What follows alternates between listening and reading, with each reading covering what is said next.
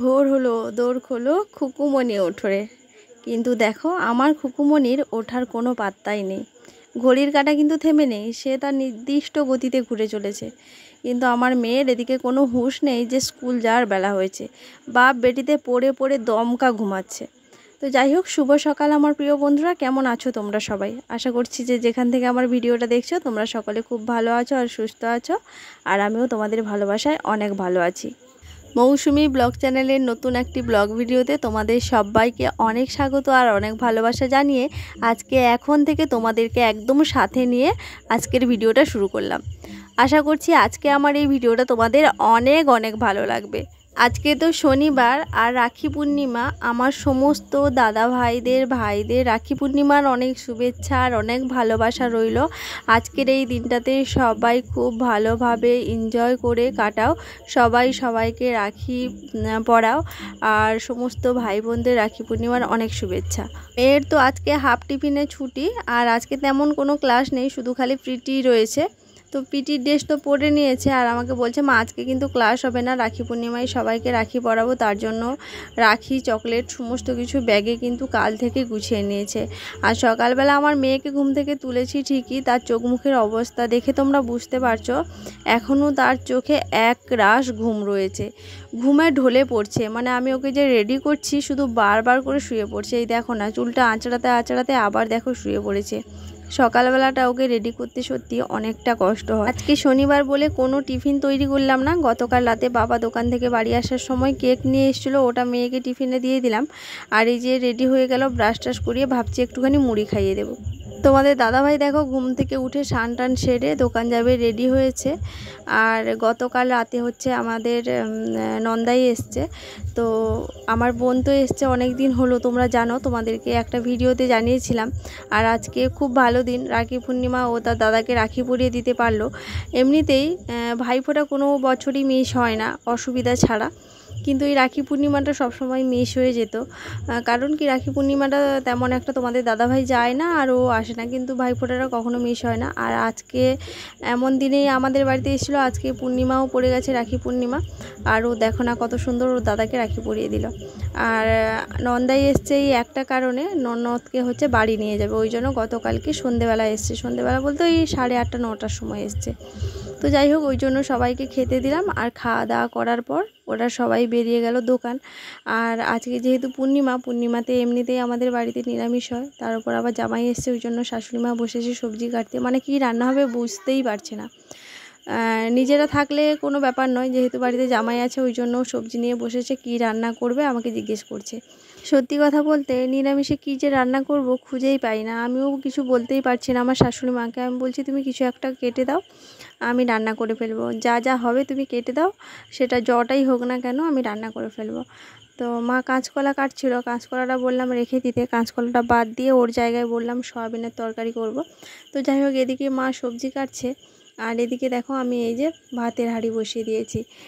একটাই উনান, তোমরা বুঝতেই পারছো। তার উপরে এই যে দেখো ওদিকে গ্যাস জ্বলছে, মানে দুটো কড়াই বসিয়েছি, গ্যাসে হচ্ছে তরকারি রান্না করব। কারণ ভাত হয়ে যতক্ষণে তরকারি হবে ততক্ষণে অনেকটা সময় লেগে যাবে আর অনেক দেরিও হয়ে যাবে। আর আজকে নিরামিষ বলেই কিন্তু 5-7টা মতো পদ রান্না হচ্ছে। তো গতকাল রাতে হচ্ছে বাবাকে বলেছিলাম একটুখানি পোস্ত আনতে আর তেল আনতে, কারণ রান্না করা তেলটা শেষ হয়ে গেছিলো। রাতে তো অনেক রাত করে আসে, ওগুলো তো আর রাতে ভরা হয় না। তাই এখন দেখো এই যে পোস্তটা ভরে নিলাম আর এই যে পাশে দেখো তেলের প্যাকেটটা রয়েছে, ওটা কেটে সুন্দর করে বোতলের মধ্যে ভরবো। আর কিছুটা তেল রান্নার জন্য আর একটা ছোট বোতলে তুলে রাখবো। রান্না করতে করতে আমার আর শাশুড়ি মায়ের কথা হচ্ছে, আজকে তো পূর্ণিমা, এমনিতেই ঠাকুর মশাই মানে আমাদের বাড়িতে চলে আসে সকাল সকাল। কোনো দিন আমরা পুজোর জোগাড় করে উঠতে পারি না, ঠাকুর মশাই চলে আসে, কারণ সকালে বাসি কাজ করে স্নান টান সেরে পুজো জোগাড় করতে একটু লেট হয়ে যায়, কোনো দিন চলে আসে। আর আজকে আমার শাশুড়ি মা কী করেছে বলো তো, সকাল সকাল উঠে স্নান টান সেরে পুজোর জোগাড় করে নিয়েছে। আর আজকে ঠাকুর মশাইয়ের কোনো বার্তা নেই। এখন নানা করে হলেও 10:30 মতো বাজে, কিন্তু এখনও পর্যন্ত ঠাকুর মশাইয়ের কোনো পাত্তা নেই। এটাই আমার শাশুড়ি মা আমাকে বলছে যে কতক্ষণ থেকে আজকে পুজোর জোগাড় করেছি, আজকে রাখি পূর্ণিমা, তার উপর আজকে ব্রাহ্মণ ঠাকুর আসছে না। দেখা যাক কখন ব্রাহ্মণ ঠাকুর আসে। তো যাই হোক, চলো এখন রান্নাটা করে নিই। পরিবার শান্তি ভৈ নমো নমঃ মঙ্গলায় পুরুষ কামনা ভৈ নমো নমঃ सर्वाध्यक्षं नाथं सर्वारिष्टनाथं सुस्वस्तिभ्यै नमो नमः। ओम शांति ओम शांति ओम शांति। ओम नमः गृह अन्न देवीभ्यै नमो नमः। गृह अन्नपूर्णा देवीभ्यै नमो नमः। ओम अन्नपूर्णे स्थापूर्णे शंकरा प्राणवल्लभे प्राणवैद पशिदातां भिक्षां देहि च पार्वते। ओम नमः एतत्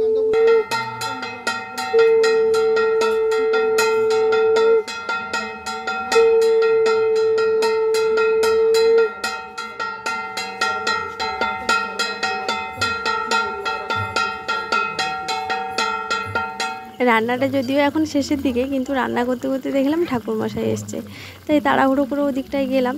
তারপরে পুজো শেষ হওয়ার পরে এদিকে আসলাম। তো এখন সোয়াবিনের তরকারি রান্না হচ্ছে। এটা রান্না হলে মোটামুটি রান্নাবান্না সমস্ত কিছু আমার কমপ্লিট। কী কী রান্নাবান্না করলাম জানো তো, ভুলে গেছি। তো রান্নার শেষে তোমাদেরকে দেখাবো যে আজকে কী কী রান্নাবান্না করলাম। তো এই যে দেখো রান্নাবান্না কমপ্লিট। আর এখানে রয়েছে মুগের ডাল, আর এটা হচ্ছে পটল ভাজা, পাশে রয়েছে মিষ্টি কুমড়োর ভাজা, আর বাচ্চাদের জন্য সোয়াবিনের ভাজা, আর এই যে সোয়াবিনের তরকারি আর ঝিঙে পোস্ত। আর এখানে দেখো সবার জন্য ভাত বেড়ে নিয়ে এসে, শুধু তোমাদের দাদাভাইয়েরটা বাদ দিয়ে, কারণ তোমাদের দাদাভাই এখনও পর্যন্ত দোকান থেকে আসেনি। তাই জামাই আর মানে আমার নন্দাই আর শ্বশুরমশাই আর বাচ্চা দুটোকে খেতে দিয়ে দিয়েছি। আর পাশে দেখো ননদ বসে রয়েছে, কারণ ওর মেয়ে তো ছোটো, মানে ও না খাইয়ে দিলে আর পাশে বসে না থাকলে তাহলে কিছুতেই খেতে চায় না। আর আজকে জানো তো বাবা আসার সময় বাজার থেকে আম নিয়ে এসছে। আমগুলো এত পরিমাণে টক, কেউ খেতেই পারছে না। আমার মেয়ে তো একটু মুখে নিয়ে এবারে তুলে দিয়েছে, বলছে বাবা আমি আর খাবোই না, এই আম এত পরিমাণে টক। এতদিন ধরে তো ভালোই বেশ মিষ্টি পাকা পাকা আম খাওয়া হচ্ছিলো, কিন্তু এখন জানি না আমের সিজন পরপর তো শেষ হয়ে যাচ্ছে, এই জন্য মনে হয় 12 মাসে যে আমগুলো হয় ওগুলোকে জোর করে পাকাচ্ছে, তাই এত টক। তো যাই হোক, সবার খাওয়া দাওয়া হলো। সবার খাওয়া দাওয়া হওয়ার পর বিকেলবেলা ওই তো 4টে 4:30 মতো বাজে, মেয়েকে নিয়ে নাচের ক্লাসে আসলাম। মেয়ে তো 3টে থেকে টিউশন ছিল, মেয়ে টিউশনেই ছিল। ওকে টিউশনে গিয়ে ওকে ছুটি করে নিয়ে এই যে নাচের ক্লাসে নিয়ে আসলাম। আর আজকে ক্লাসে আসতে অনেকটা লেট হয়ে গেছে, কারণ ওই যে টিউশনে গেছিলাম মেয়েকে আনতে, ওই জন্য দেরি হয়ে গেছে। তো যাই হোক, এখন তো সামনে দুর্গাপুজো রয়েছে, ওই জন্য দুর্গাপুজোর একটা নাচ প্র্যাকটিস করাচ্ছে স্যার। তো চলো ভিডিওটা আর বড় করছি না, তাহলে এখানেই শেষ করছি। তোমরা সবাই ভালো থাকো, সুস্থ থাকো। আর আজকে আমার এই ভিডিওটা তোমাদের কেমন লেগেছে অবশ্যই কিন্তু কমেন্ট করে জানাতে ভুলো না। যদি ভালো লেগে থাকে লাইক কমেন্ট শেয়ার করে আমার চ্যানেলটিকে সাবস্ক্রাইব করে আমার পাশে থাকবে। দেখা হচ্ছে খুব শীঘ্রই পরের একটা নতুন ভিডিওতে। সবাই ভালো থেকো, সবাইকে আজকের মতো টাটা বাই বাই।